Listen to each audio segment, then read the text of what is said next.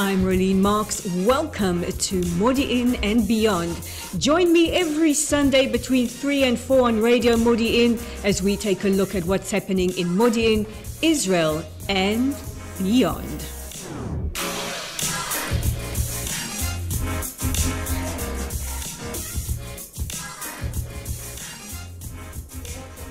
It's that time of the week again. It's time for Modiin and Beyond on Radio Modiin with me, Rolene Marks.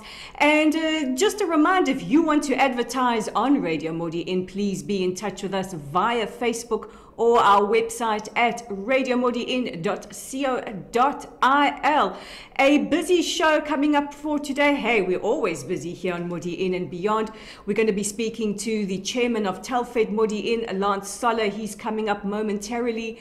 I will also be joined in studio by the CEO of IsraellyCool, our favorite Aussie, David Lange. And then, of course, we'll be cutting to our favorite entertainment guru, Yael Kinar. She brings us the latest from the world of Hollywood and beyond. But first up, let's say a warm welcome to Lange, chairman of Telfed Modiin. Lange, welcome to Modiin and Beyond. How are you? Always good to speak to you. Now, Lange, you've recently been appointed the chairman of Telfed Modiin. This is an organization that will look after Olim that come to Modiin. Tell us a little bit more about Telfed. What does Telfed do? Who does Telfed look after? All right, so basically Telfed was originally set up primarily for the South African Jewish community that were making Aliyah, which dates back to 1948 with the very first Machal guys that came out here. So this year Telfed is together with the State of Israel, is celebrating its 75th anniversary. Telfed is at the moment taking care of South African Olim and Australian Olim, and has had some involvement with the Ethiopian Olim as well. Basically, Telfed's job is to assist the South Africans, the Australians, once they arrive in Modiin, with their Klita process, with getting absorbed, with fitting into society, with finding jobs, assistance with medical, with Kupat Cholim, basically any assistance that the Olim require when they get here. There's a fairly sizable South African community here in Modiin, and making Aliyah is not an easy choice. So you've done it, I've done it. As we say, you should be committing Aliyah because you really have to commit to it. And some say we feel like we should be committed somewhere. But Modiin is a very, very popular destination, especially for Anglo Modiin.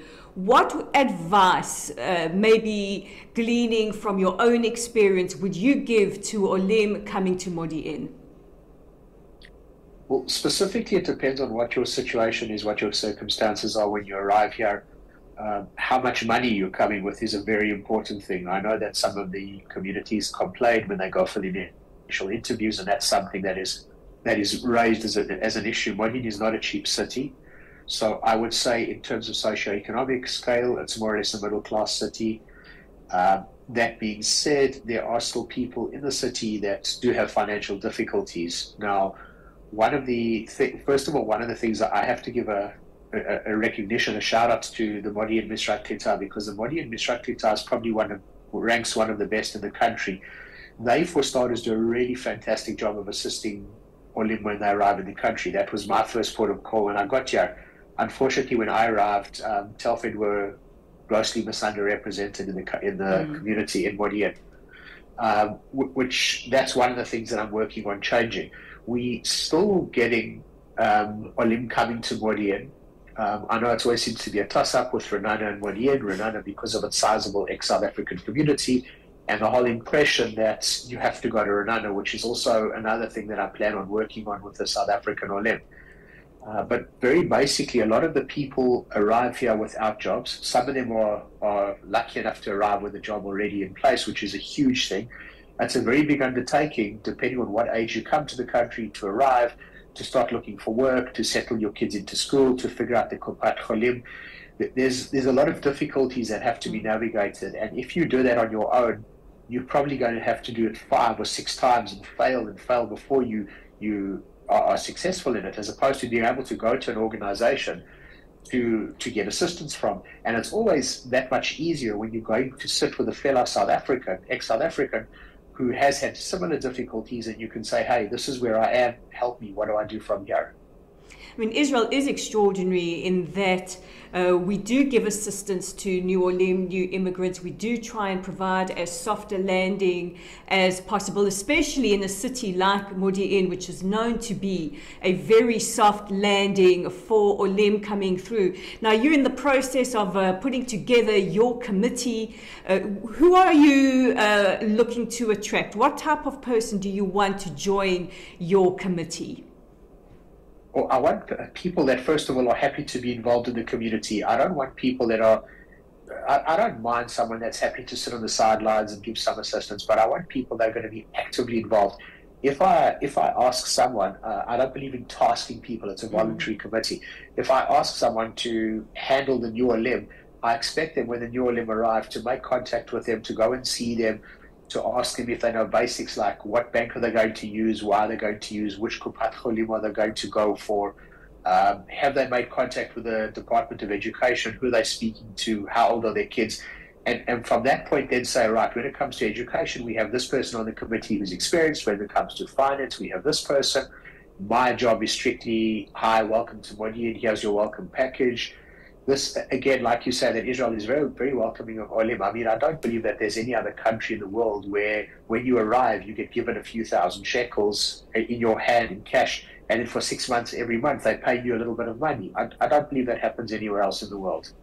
No, absolutely. It doesn't happen anywhere else in the world. And you and I are both very heavily involved in volunteer organizations. How important would you say volunteering somewhere, be it with Telfed or another organization, is for a new immigrant, a new Ole or Ola, to be able to acclimate to their new country?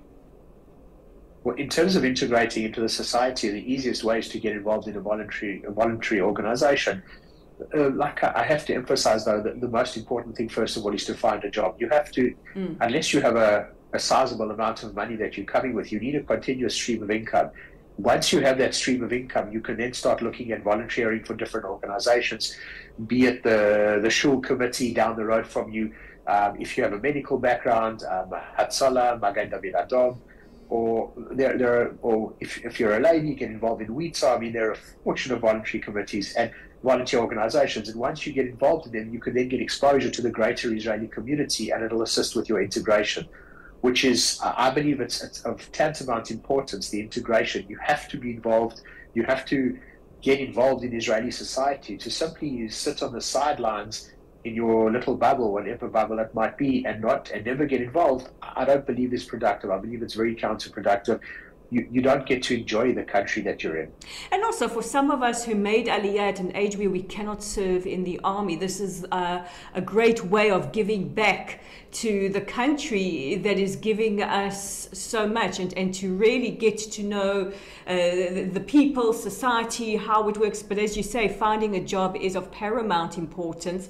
And for those who are looking for jobs and come with the idea of carrying on their career as they left off in the country they came from, what advice would you give them? It's always first prize to be able to carry on with what you've done, but I would say that 70% of the people that I know have come to Israel, arrived here and completely reinvented themselves. Unless you have a skill that is sought after in Israel, you're a lawyer, you're a doctor, you're an accountant, you have a background in some sort of IT, information security, information systems. Any other job will probably have to be reinvented, because if you don't even look at it purely from the legislative side, I mean, take someone that arrives as a human resources officer from South Africa. Your laws are completely different in Israel. You most likely don't speak the language, so you're not going to be able to go into a company and assume that role where the majority of the staff are Hebrew-speaking Israelis. You're going to be out of your depth. So the thing is then to see what is closest to you, what you enjoy. Telfed assist with training, the Mishrad HaKlitza in Modiin also assist with training to take you and say, hey, this is where you are, what you're good at, let's get you trained up in something else so you can start earning a salary.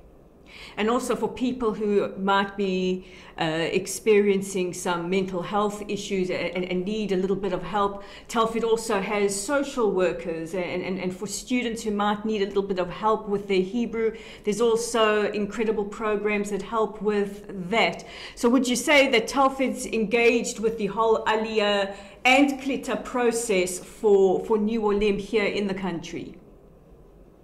Yeah, Telfed engage very well. I mean, if we look at, they have something called the SASSY program, where they sponsor students to go learn in university, and how the students pay back is they have to give a few hours a week of their time, and those students are then available for families to apply to get one of these students to come and spend a few hours every week with them, be it with their children, be it with the adults, and they're normally either Israeli or they're fluent in Hebrew, and to help them get around daily life, to integrate into life, to look at a bank statement and explain to them what's going on, to phone the doctor and make an appointment. And then when it comes to mental health issues, that's very important. Telfed have a very good social worker that you're able to call, you're able to discuss in terms of mental health. It can be escalated if necessary. And also not just looking at mental health, looking at difficulties. If you're experiencing any sort of difficulties, Telfed have the ability to assist. And that is a completely confidential process that wouldn't even come through the committee in Modiin. That would go direct to the person in Telfed head office who would actually deal with you. So it's very important to make that known, that there is that process and it's completely confidential other than the people that would be assisting you. Lance Soller, you're the chairman of Telfed Modiin. Mazal tov on your new appointment, and Bahatzlacha. For anybody listening who might like to be in touch, who wants to volunteer with Telfed and join your committee, how do they go about doing that? The easiest way is to phone me. Give me a call. Can I give my number? Give your number. Only for Telfed people. It's 054 720-8358. Lance Soller, chairman of Telfed Modiin. If you want to be in touch with him, you can do so directly through the number he's just given you. Can people be in touch via Facebook? Facebook, there is a Telfed Facebook group as well. I don't have the exact address offhand, but if you search for Telfed on Facebook, you will definitely find them. Well, we're going to be talking to the internet is Telfed. That's telfed.co.il.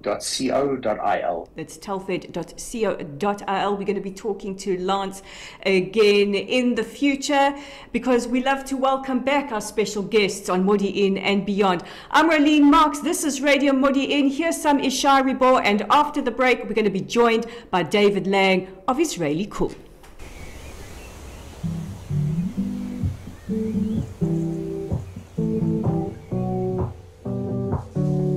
תשיב בי את הרוח, תוריד ממני את הגשם, היה לי ים זמן לנוח, התרגלתי קצת בעצם, ובמרחב הפתוח, רואים באופק את השמש, אין ספק אני בטוח, בסוף עוד תתבהר הדרך, פתח לנו שערי אמונה, שערי הבנה, שאין לנו מלך, אלא אתה, סיבת הסיבות, עילת העילות, נורת העילות, ורק לך נאה להודות, על כל הימים וכל הלילות.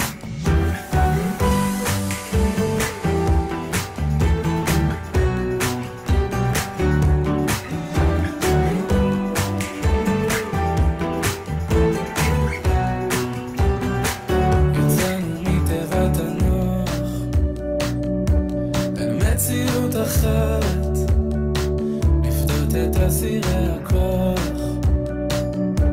ולחודי הרשת, גם לקבל את השחור לבן עם כל צבעי הקשת. משנה אבות פרק ג', חביב אדם שנברא בצלם, פתח לנו שערי החלה, שערי התחלה, כי אין לנו מלך אלא אתה.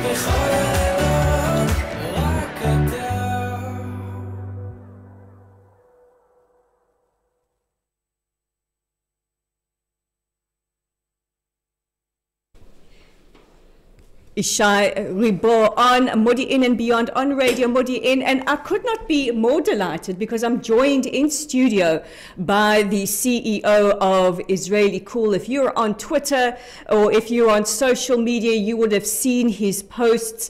He is on the vanguard of monitoring anti-Semitism, looking at trends, looking at what is happening, and also one of our fiercest online warriors. Welcome to Radio Modiin, David Lange, CEO of IsraellyCool. Thank you so much for having me, Rolene. Now, who is IsraellyCool? Tell us a little bit about your website.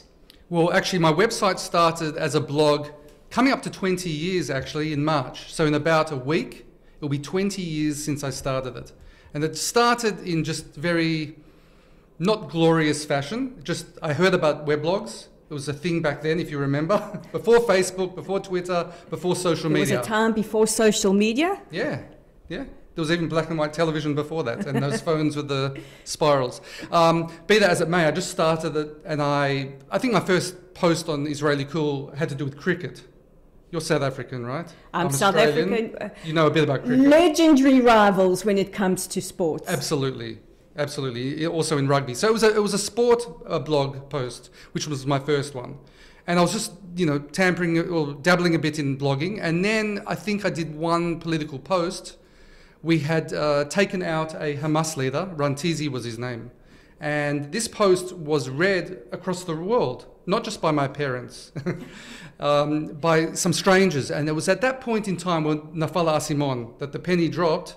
And I realized, well, wait a minute, I don't have to just write inconsequential things. I can actually write things, and not just for myself and my family. I could actually have an impact here. And again, this is before social media.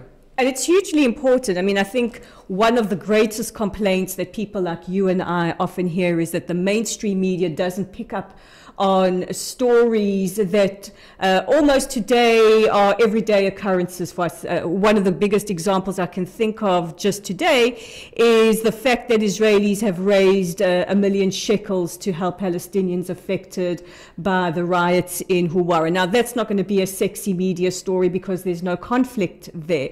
But a blog like yours gets that out, or a website like yours gets that out. Also, people don't hear the incredible story you shared just a couple of days ago, and yes, I was crying too, about the graduation ceremony, the brother of a soldier graduating who has physical disabilities, and the inclusion in that. So it's not just putting a focus on the issues that don't make the mainstream media and issues that everybody needs to know about, but also the positive stories. But you are on the vanguard of exposing anti-Semitism, fighting anti-Semitism, and you're very, very active on social media. What kind of trends have you noticed in the last couple of years, especially as we see this massive upswing in anti-Semitism? Well, the obvious answer to that, the first one that comes to mind, is the prevalence of anti-Semitism on social media itself. With social media, there's the good things, which I guess, my website and the people that are fighting hate. But of course, we're reacting to the increase in hate. And this would be the first thing. We see that anti-Semitism, or rather anti-Zionism, what we call anti-Zionism in inverted commas, is a new strain of anti-Semitism. Now, I would say that perhaps 99% of people who are anti-Zionists or define themselves as such are actually real anti-Semites. And I don't just say this, I say it based on proof. Some people, maybe they cry wolf a bit and it's sort of an instinctive reaction, but what I actually do on my website, or one of the things I do on my website, is I examine social media posts of people who are critical of Israel, as it were, and I dive a bit deeper, and usually it doesn't take too long to find, Nazi-level anti-Jewish propaganda, which is shocking, or at least was shocking in the beginning when I was uncovering it, but now I'm almost expecting it each and every time. You know, we've gone from I don't hate Jews, Mazel Tov, gefilte fish, I just hate Israel. But as you say, dive a little deeper and it all comes out. I know that you've done some, or quite a lot of forensic work on people like Roger Waters. He's my favorite. He doesn't like me. The comfortably dumb Roger Waters. Tell us a little bit about that, your experience with him. Okay, so I've been dealing with Roger Waters, or at least his anti-Semitism, at least 5-6 years, I would imagine. And again, I don't want to just cry wolf, as it were, and say you're an anti-Semite just because you really, really hate Israel. But I wanted to find more proof of that. And of course, the low-hanging fruit that everyone talks about there is the pig, the floating pig in his concerts, which has many symbols, like the money symbol also has a Magen David.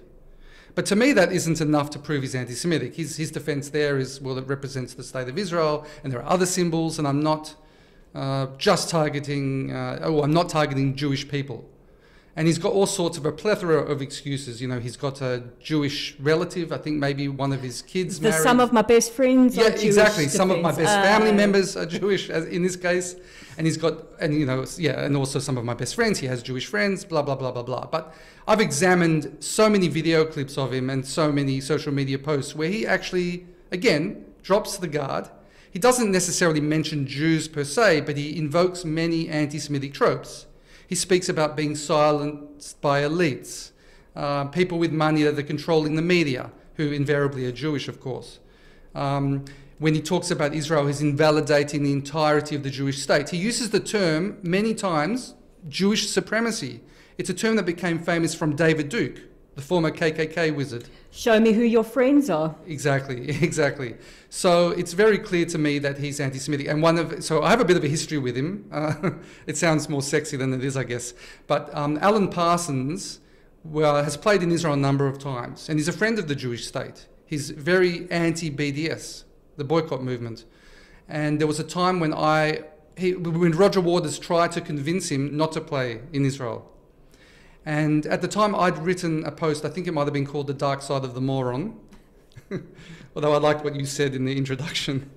But he's comfortably dumb. Yeah, the comfortably dumb is probably a bit more gentle.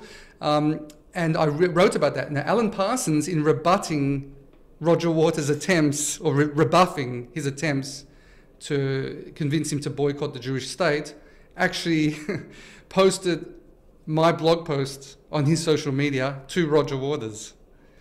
That was like one of the highlights of my life, I must say, for Alan Parsons to use my work. And then Roger Waters reacted to it, and he referred to my website as some obscure extremist website, which is a quote that I have on my website to try to plug it.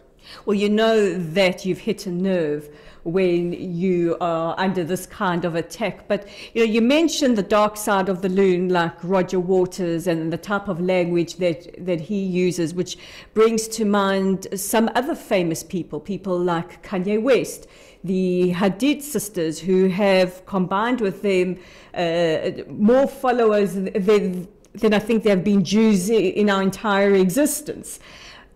Would you say that they have a direct bearing on the rise of anti-Semitism and anti-Zionism that we're seeing today? No doubt they do.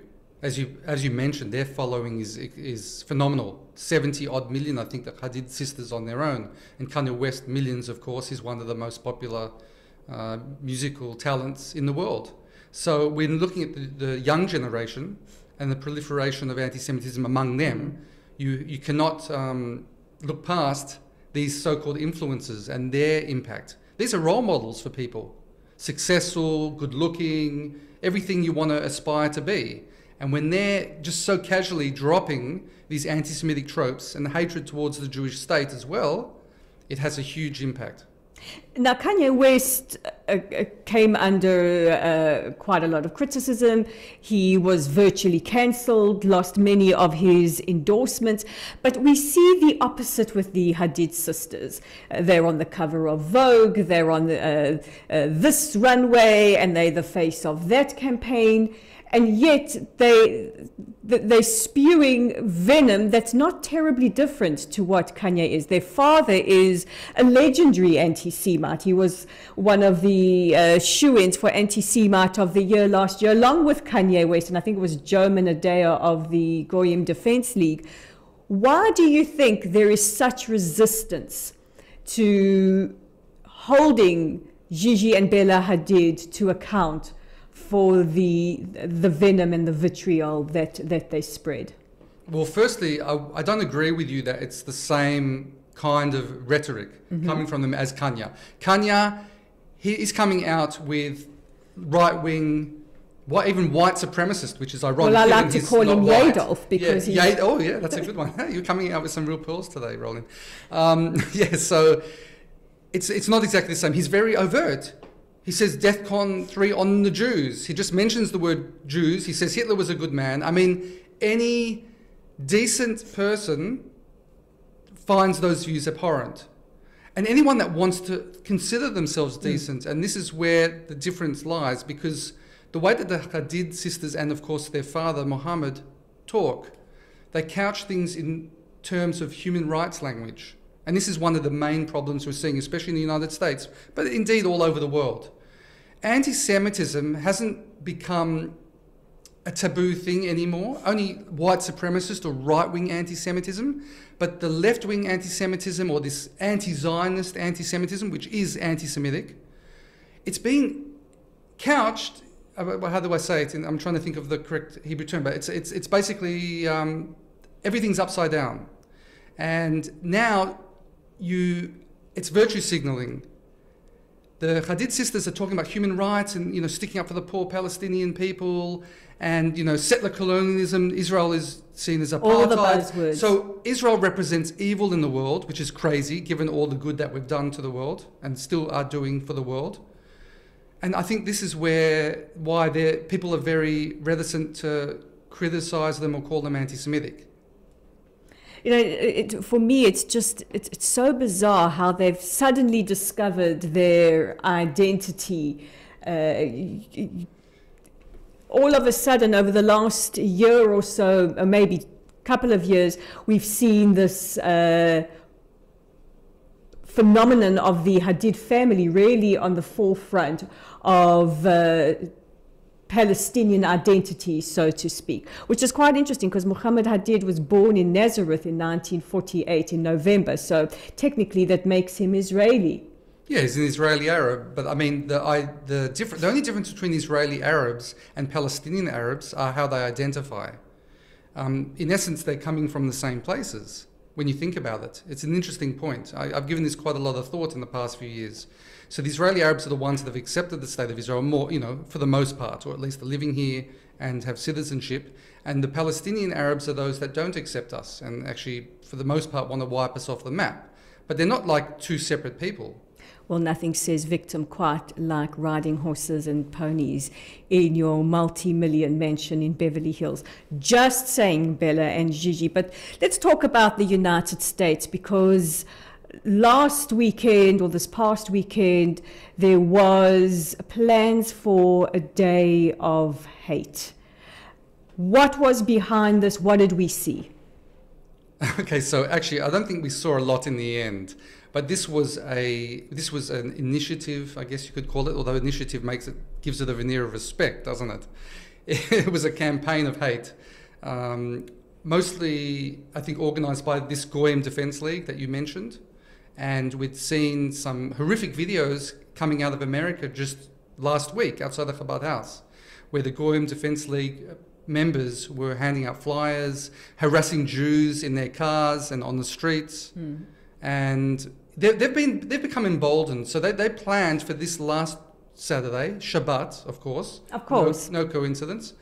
To be, handing out leaflets and perhaps rallies. And I mean, look, let's be honest. Every day for them is a day of hate towards the Jewish people. And questionable fashion choices. I mean, looking at them in their I don't know what you call it, their Hawaiian pajamas. Yeah, I don't get that. Now they can go into all the Yadolf merchandise if they want to be a bit more hip. Well, don't we say that there is this phenomenon called the horseshoe phenomenon, where the left and the right kind of converge on each other? Yeah. No, that's a good point. And that's what I was going to actually say. So firstly, nothing happened really in the end. There were no reported incidences. There was no violence or anything of the sort. But getting to that point, the exact point, I believe these neo-Nazis, let's call them what they are, neo-Nazis have become emboldened by the lack of reaction to the anti-Semitism of the left, to the relative lack of reaction to anti-Semitism amongst some African Americans, the Farrakonites, as it were, certain people that are identifying as black Hebrews or Hebrew Israelites. So they're looking at this and going, oh wow, the gates are open for us again. We can just come in, nothing's really going to happen to us.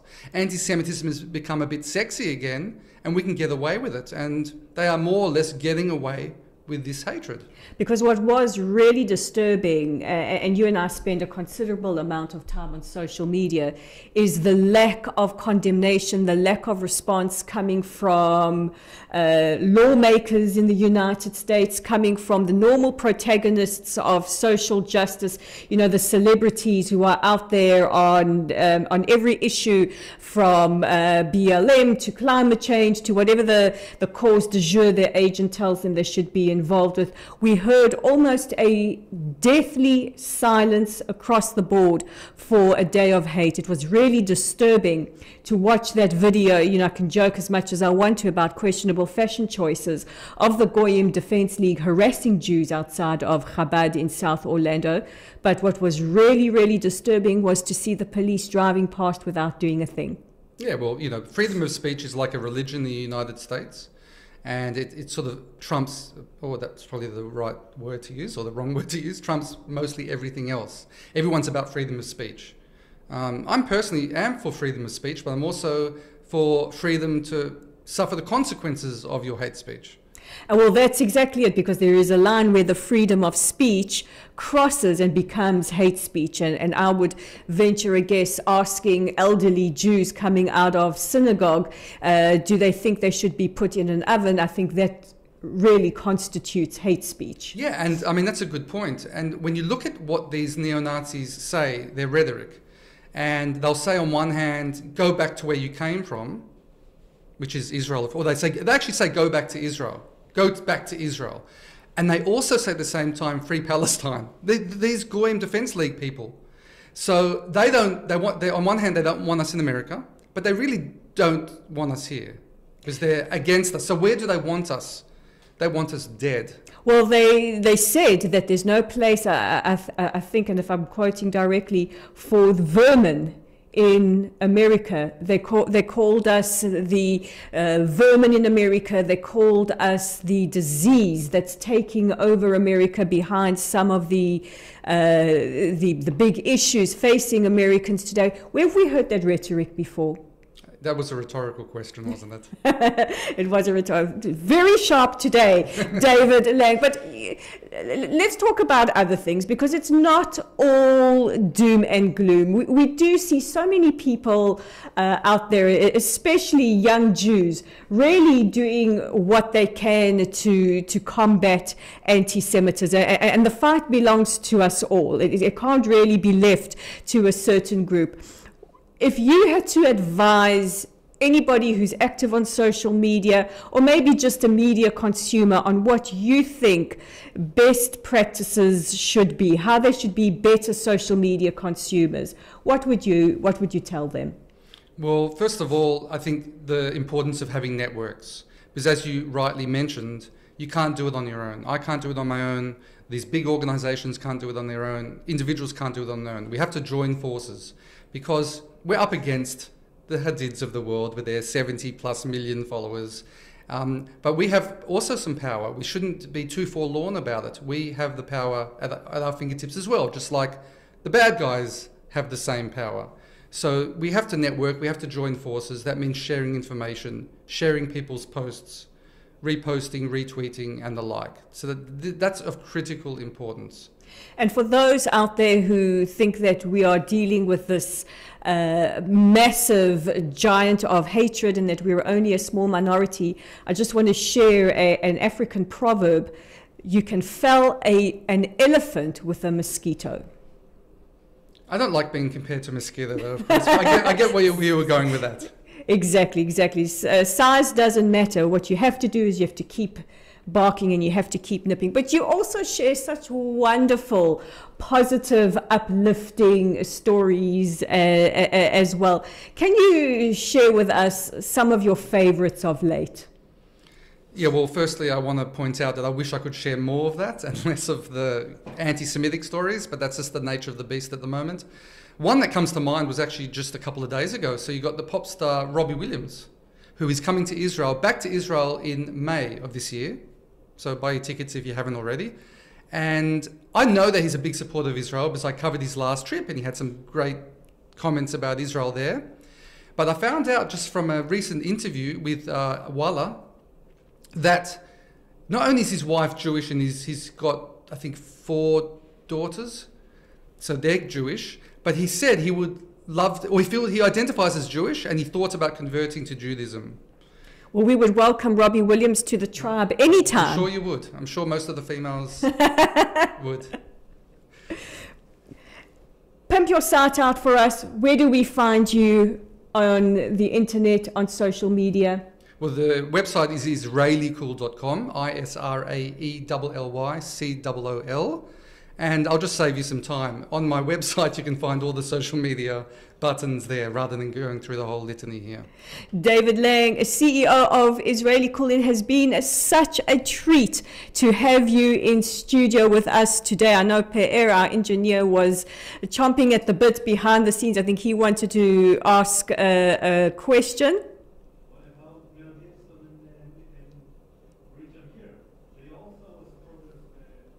2006 called. No, that's true. Actually, first of all, I actually made a comparison.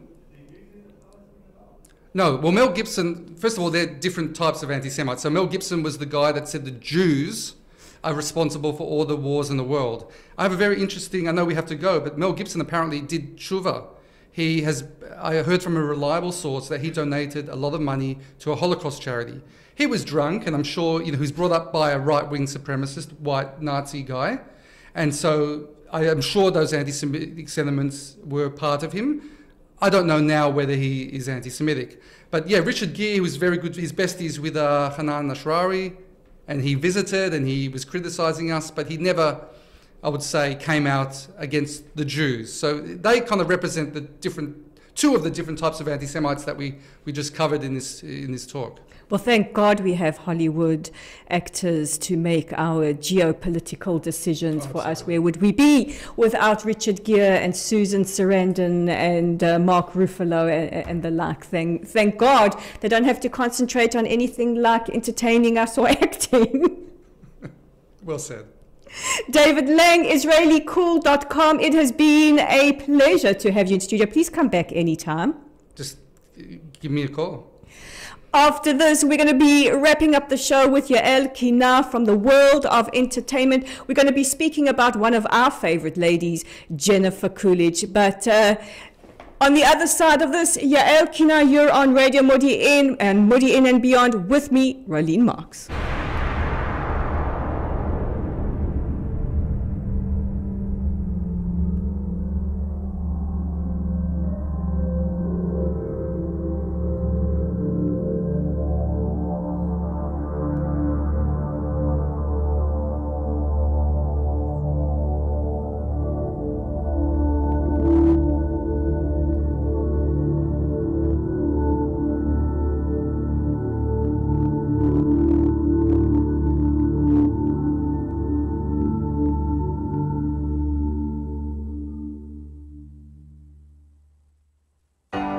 Shine bright like a diamond.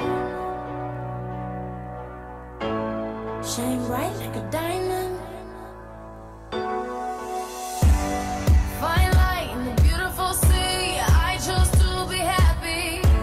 You and I, we're like diamonds in the sky. You're a shooting star, I see, a vision of ecstasy. When you hold me, I'm alive. We're like diamonds in the sky. I knew that we'd become one right away.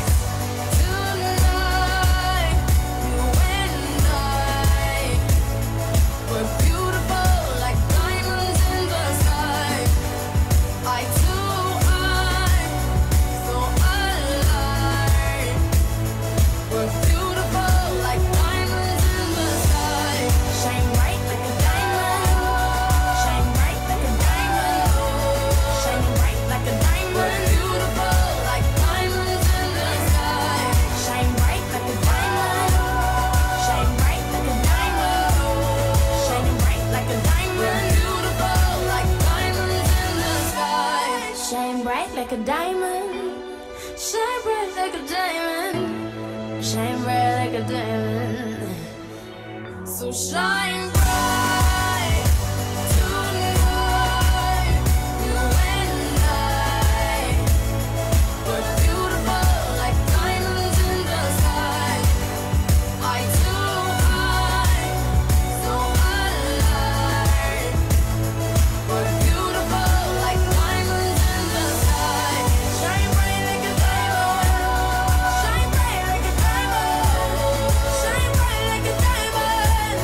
Oh yeah. Shine bright like a diamond. Shine bright like a diamond. Shine bright like a diamond. Shine bright like a diamond. Rihanna and Diamond, some of my favorite things, and also one of my favorite people. Joining us all the way from Jerusalem is our entertainment correspondent, Yael Kinar. Always good to see you. Hello, my friend. Now, we've got a lot to talk about because it's award season and it's a year that belongs really to a phenomenal woman. In fact, she's one of my favorite. Many people know her as Stifler's mom. She's having this massive resurgence with the White Lotus. Jennifer Coolidge. Yael Kinar, does 2022 belong to Jennifer Coolidge? She's a delight, and she's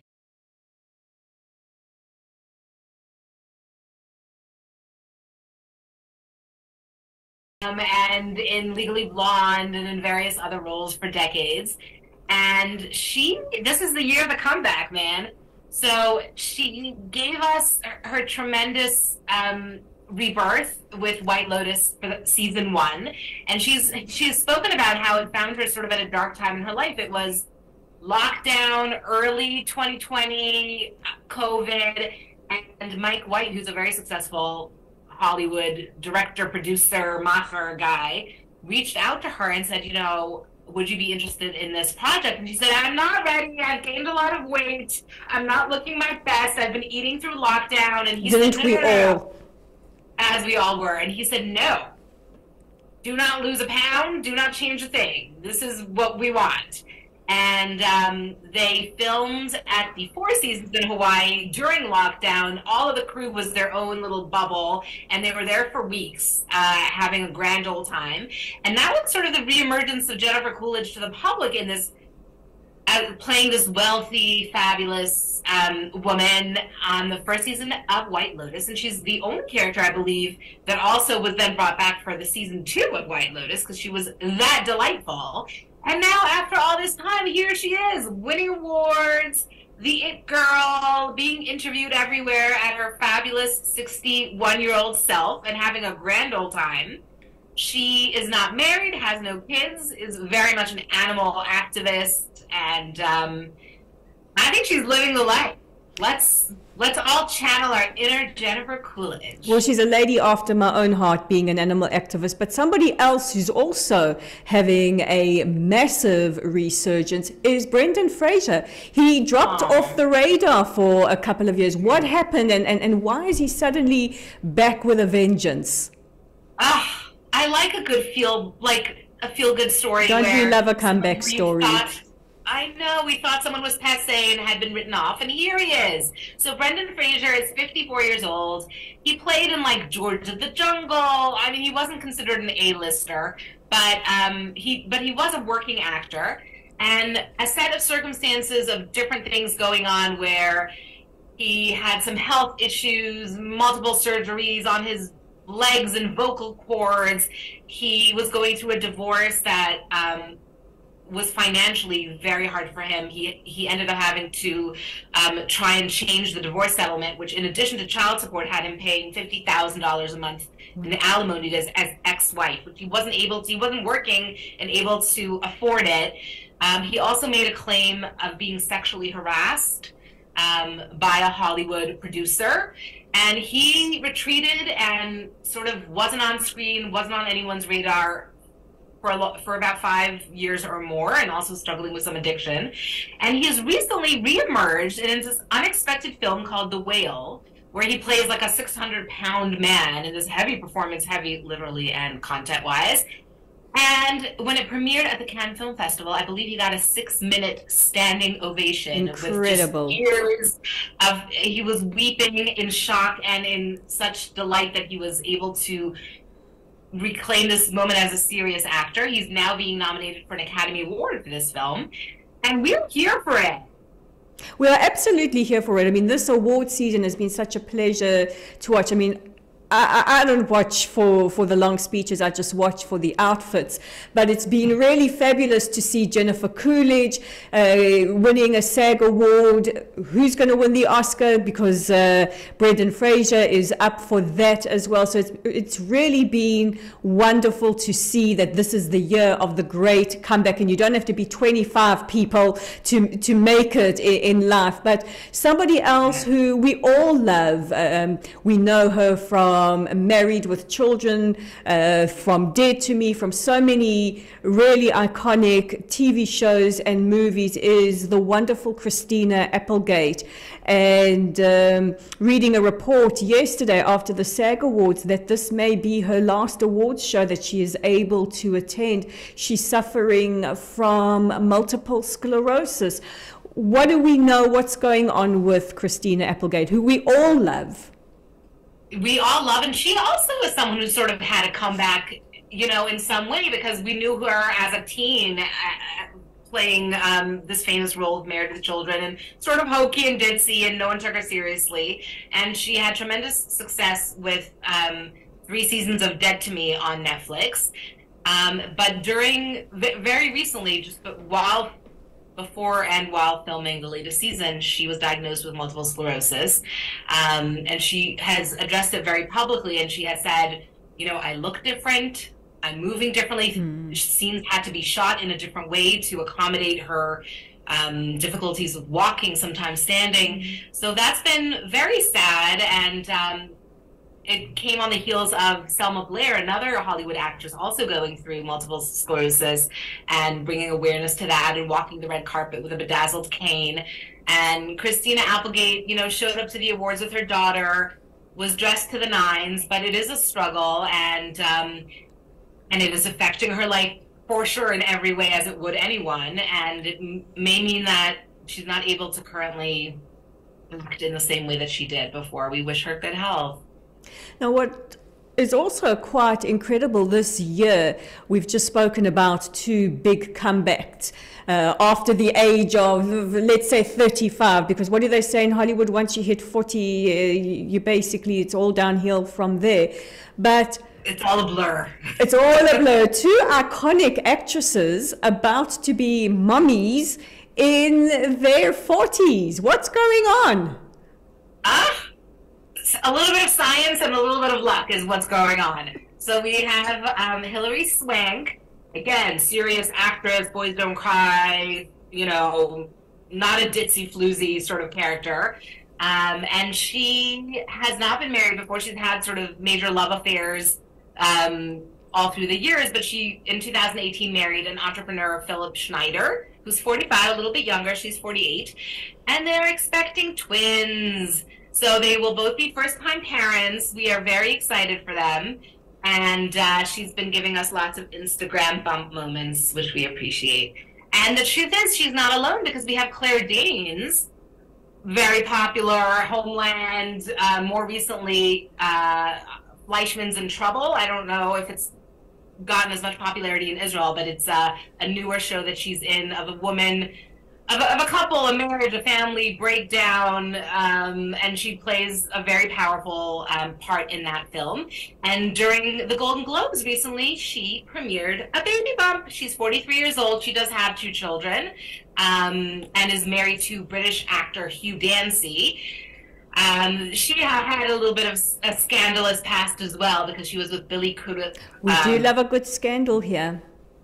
Yeah, so they starred together in a film called Stage Beauty, which led to the breakup of his relationship with Mary Louise Parker, who was 7 months pregnant at the time.